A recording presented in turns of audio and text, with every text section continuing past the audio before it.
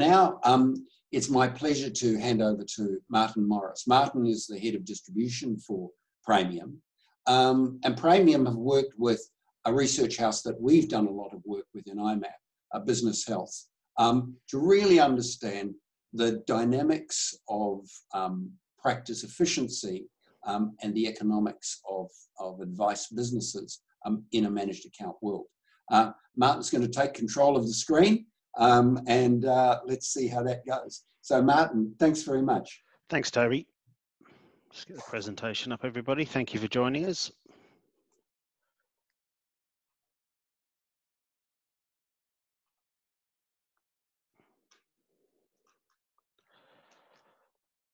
Right, sorry about that. We had that ready. We were having a play earlier on, and it was also, I forgot to go back to the beginning. So my apologies. And I said, good afternoon, everybody. Thank you for joining us.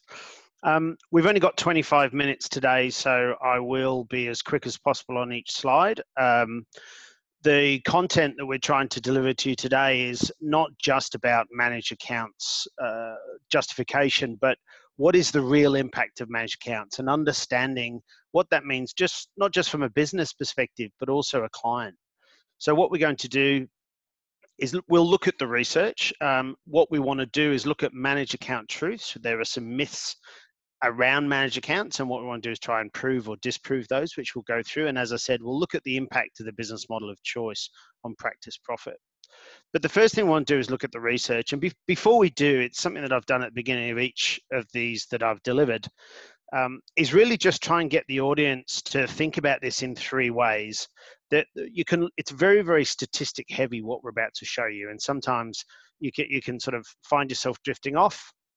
Alternately, people are quite cynical about statistics. Hopefully the way we deliver these statistics and the way that we can benchmark them against client surveys and also practices will give a whole lot of justification to the figures. But the reality is there's three ways we can look at statistics. We can look at them to motivate us. So I'd be considering this from a motivational point of view. Are you starting your journey? Does this help you think, yes, I definitely should go and start this process? Alternately, it can motivate you because you're on the right track. It can challenge you. It can make you think about the way you are doing it. Should you do it? Have you started? Is the direction you're taking correct? Are the results you're getting correct? And then that leads into validation. So when you look at the statistics, it's if you think you're 3 steps into a 5-step journey and you're feeling very comfortable about what you're doing with your business, that's fantastic. But it's always good to benchmark. It's always good to look and validate and say, yes, do you know what? I am on the right track because my results match what some of these peer groups are achieving as well. So when we look at the research, what did we do? We got into a relationship with Business Health, who I've known for a very long time.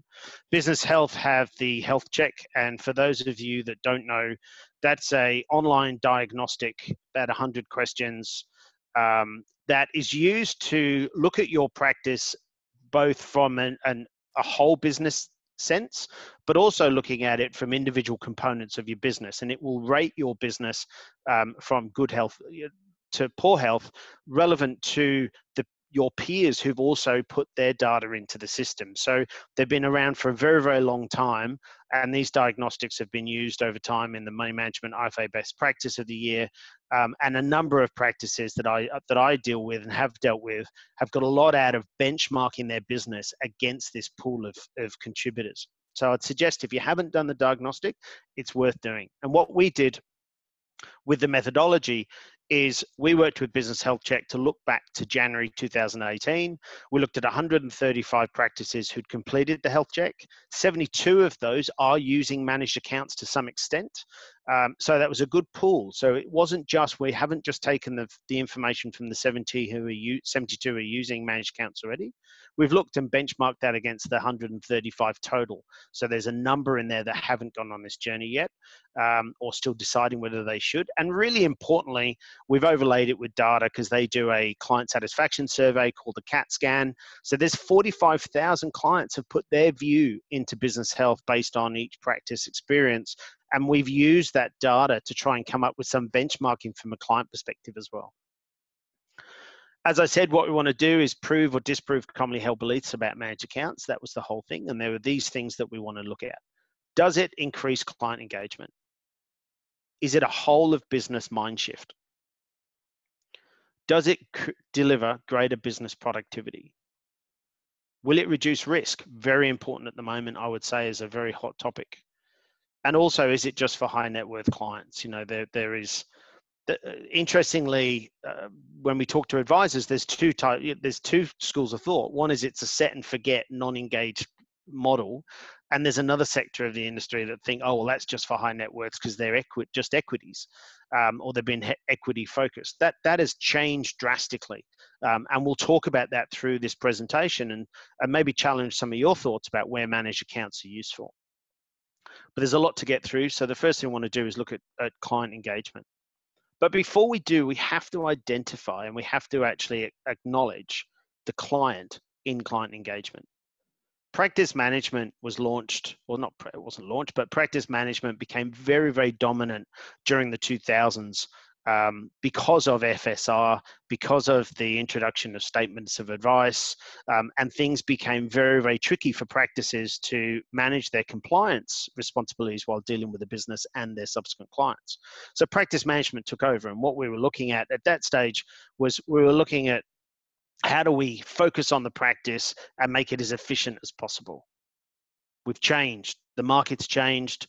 There are now many more stakeholders. And in fact, the biggest stakeholder has got a largest voice possible due to digital engagement, which is the client. And practices now must put their client at the top of the triangle. And instead of thinking about how do I make my practice efficient and provide a model and go and find clients that might be attracted to that model, it's actually, what do my clients want today? And equally, what are they going to want tomorrow? Or what are my clients that I'm going to attract in 2 to 5 years going to want?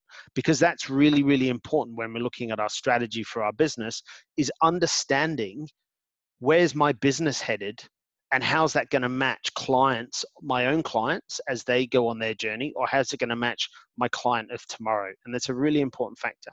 So some of the statistics that are worth looking at when you look at the investor landscape changing is that digital engagement is a very important factor. And in fact, one of the things that you can't do when you look at a managed account strategy is isolate it as either a investment solution on its own or as a back office efficiency tool, because I no longer need to do ROAs.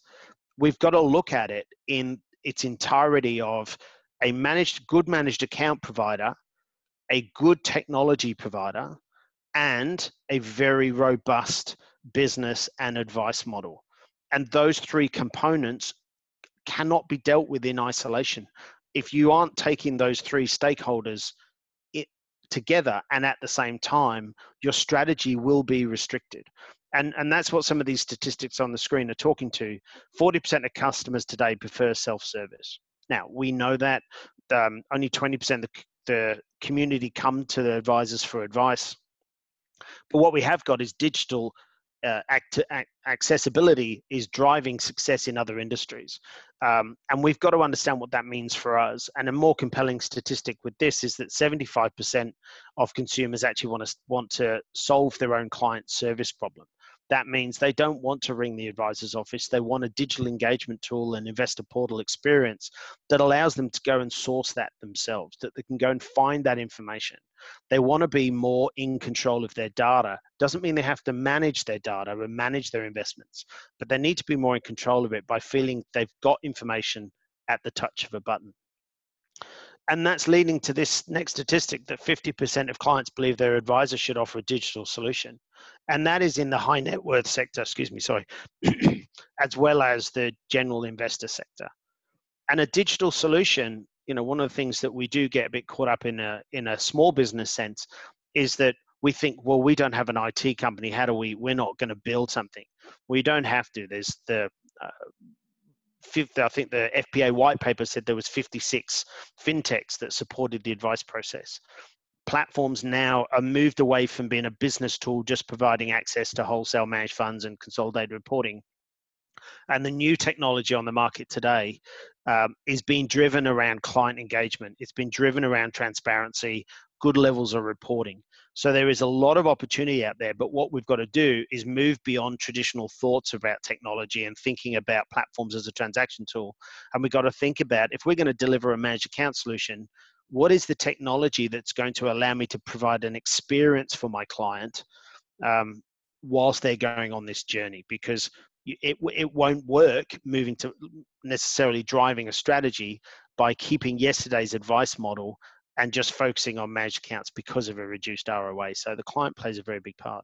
And also, this statistic's been around for a while, but it's good to remember 75% of the workforce will be millennials by 2025. We've got to move past the fact that millennials are 18, living at home, lazy with their parents. The oldest millennial today is nearly 40. They're on their corporate career already. They're executives. They've probably bought their first home. They're moving into more of a family planning environment. Their needs aren't the same as some of your older clients, but they are significant.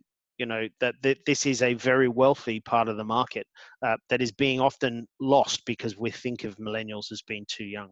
But the millennial, and that digitally focused millennial who needs contact, needs accessibility, wants to be able to go and look at their investor portal online, is really, really important. You know, I recently bumped into somebody through work who their advisor was still sending them quarterly reviews, even though they used Praemium. You know, we have nearly 40 reports and 200 customizable options to create those reports, but this advisor was still keeping their old advice model. So it's not about just the managed account. It's about thinking about the client and thinking how we're going to interact and how we're going to build a really good client engagement model. Because when you look at managed accounts and client engagement, you know, what this survey has proved is 67% of managed account users reported improved levels of client engagement. That wasn't just because managed accounts allowed them to spend more time with their clients. It was because managed accounts are delivered via more and more client engaged technology, newer technology that's providing the ability to connect with clients on a regular basis. 40%, 7% are able to spend more time with clients, which makes sense. And we'll talk a little bit more about that statistic later in terms of some compelling thought process around traditional views of practice management, of how many clients you should have, and whether or not we should go to the ideal client scenario. I want lower numbers of clients that provide larger amounts of revenue. Well, actually, if you start with managed accounts, which is an underlying investment philosophy, an underlying set of managed account solutions for your clients, it is possible to provide that to a wide stream of clients, but at the same time, managing it from a scalability point of view of offering a pure outsourced discretionary solution for the lower value clients, but then using customization and other tools to provide bespoke advice on top of an existing model. So you don't have to have the old style CBA client where you had a different investment philosophy dependent on the levels of revenue we're going to deliver. Everybody starts on the managed account level, and we make it bespoke and we make it more interactive and we create more value by adding customizations and alternatives to higher revenue generated clients. But it means you can deal with more clients and spend more time with them, which is a really strange dichotomy compared to how practice management used to think. And also, of course, the 42% of managed account users interact with their clients more than 10 times a year, compared to 33% of non-managed account users. And that statistic of wanting to do more than 10 times a year is a worldwide figure that's used as what your clients want from you. But it has to be the right type of contact. It has to be through the right level of connectivity, the right level of information that's being provided. It isn't a newsletter necessarily in this world. It's about how do we use managed accounts to engage my clients more closely and keep them coming back to my brand and my solution. And this is we're starting to get into the clear and differentiated service sector and looking at what advisors and clients are thinking. And 32% of managed account users said they can spend more than 90 minutes with their clients, compared to only 14% of non-users. That is a really important statistic when you then think over to the right. 51% have a really good client segmentation strategy compared to 37% of their peers. So it's an interesting pool of clients that have filled this survey in, because they're all clients that are benchmarking themselves. They're all clients, advisors. They're all practices that have said, I want to go on my journey, but I want to make sure I'm headed in the right direction. So the first thing I'm going to do is I'm going to do a diagnostic on my business. I'm going to look at all the various components of my business, and I'm going to benchmark that against industry best practice. So everybody's on this journey, but even still, when we look at these statistics, those that have gone into a managed account, and what this survey will prove towards the end is those who've gone into this, who've completed this survey and are doing managed accounts, have a much greater handle on operational efficiency, client segmentation, and business strategy. And therefore, because they do, they're able to harness technology that much better to be more connected and spend more time with their clients. And because of that, this is some generic business health statistics, but on the 95% of clients in the survey, if they were rated highly for communication by their clients in the CAT scan results we talked about, clients, 95% of those clients would be willing to refer. My time spent in the AFSL land with a licensee for 3.5 years, we encouraged advisors to do surveys.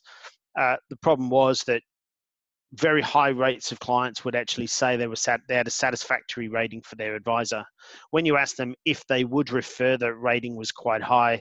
If you asked if you have referred in the last 12 months, it was very low. So firstly, high communication is really important, but the second component is, what are they referring? How do we create an experience? And you can't create an experience through a 60-page SOA document. You have to use really good managed account provider with a really good solution that allows you to spend time on technology to extrapolate that information, deliver it to your clients, provide regular communication. So when you do get to the review time, you're spending a lot of time with your client. And that referral component is important. And I talk about an experience of, people refer experiences. So if you have your house renovated, the people recommend the experience of having them rather than they had a nice kitchen. Did the tradesmen come in on time? Were they good to deal with? Was it the right cost? It's the actual experience that people are more focused on rather than necessarily whether or not they delivered the right kitchen or extension.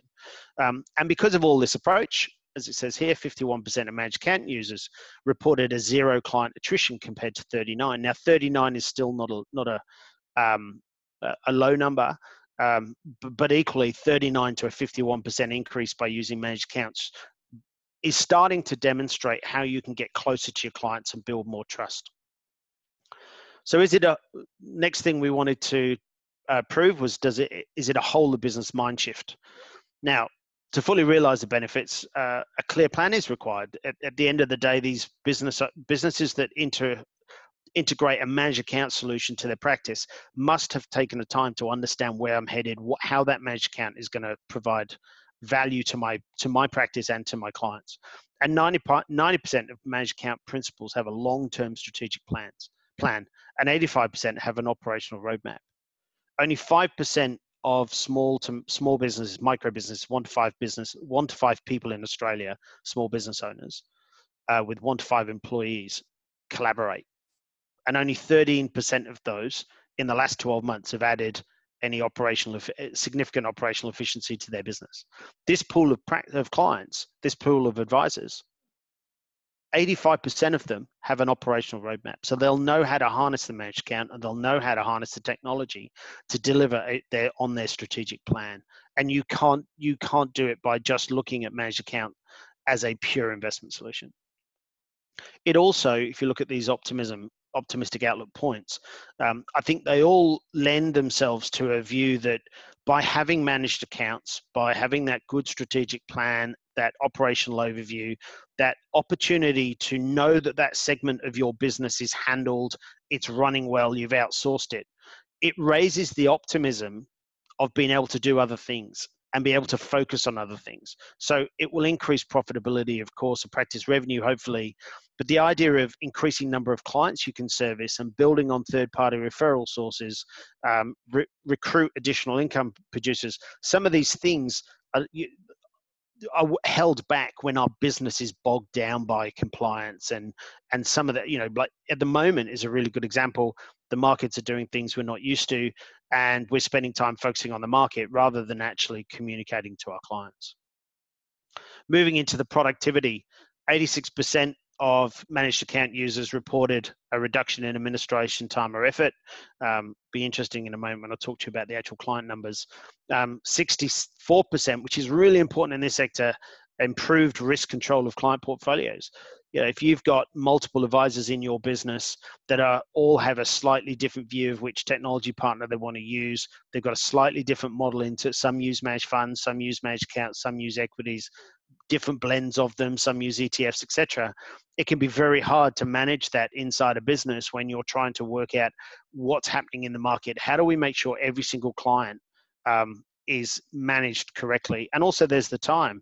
If you're not in a managed accounts and allowing somebody else to manage the portfolios, that means that every single client needs an individual view in order to do some activity. So you start at your highest level client, or an A in the alphabet to Z, or the highest revenue client, and work your way down. Whatever happens, someone's going to miss out. Someone's going to miss time in the market, either in or out, relevant to what's happening. So risk controls are more than just thinking about the investment solution, but at the same time, it's a very major component. And 40% do spend more time with their clients. It's been proven. Now, this is an interesting statistic that 226 of clients with managed account users compared to 214. So there are more, those with managed accounts are able to deal with more clients or have more clients on average. But interestingly, as on the right-hand side, 5.8% client meetings compared to 6.1 for non-users. What we're starting to see is this trend away from having smaller client numbers necessarily. If that's what you want for your business, not saying that's not the right thing, but it's saying that's not necessarily needing to be that strategy. What we're starting to see through the use of technology and outsourcing is that these practices can actually deal with more clients and actually spend less time face to face and have more clients, but spend more time with the right people. Now, when we look at risk, again, this is looking at the confidence levels in complying with regulatory obligations, being able to manage conflict of interest, supervising their staff, the representatives, as I've just mentioned, in terms of investment profiles, training themselves and staff. Again, if you've got a admin person or a power planner that's dealing with 3 advisors with 3 different models, training and onboarding and managing and reviewing that is really, really tough. So managed accounts is an opportunity for us allowed to reduce that risk and be able to manage that. But at the same time, what we're seeing here is 93% have not lodged a claim against their PI policy in the last 3 years. Now, you may not be doing managed accounts if you're on the line, and you may not have had a PI claim. But good business planning is as much about risk mitigation as it is risk planning. And what we're seeing is that this pool of clients has a low PI claim level. Are they for high net worths only? 31% have manage all their clients on managed accounts. And I'll talk about this in a little bit more when we talk about the real impact. But what was very interesting is there is actually little difference in average returns when you look at those who do and those who don't use managed accounts. And I just want to take that a little bit further in terms of looking at what the real impact is. And when you look at the real impact, this is where we need to focus. The benefit of managed accounts and good technology and building trust with clients, having greater engagement is absolutely where we want to head, but we need to justify it to ourselves, of course. And the second component is obviously, what does it mean to me as a business? And in this pool, those that use managed accounts had an increase of 22.6% revenue per advisor. Profit was up 21%. Profit per client up nearly 29%. And clients per advisor, there's more of them, because we're using and harnessing technology. We're outsourcing, so we're not spending that time we could with more clients, monitoring the market and being portfolio managers. And even if you are good at portfolio management, the point comes down is that a valid thing that my clients really value?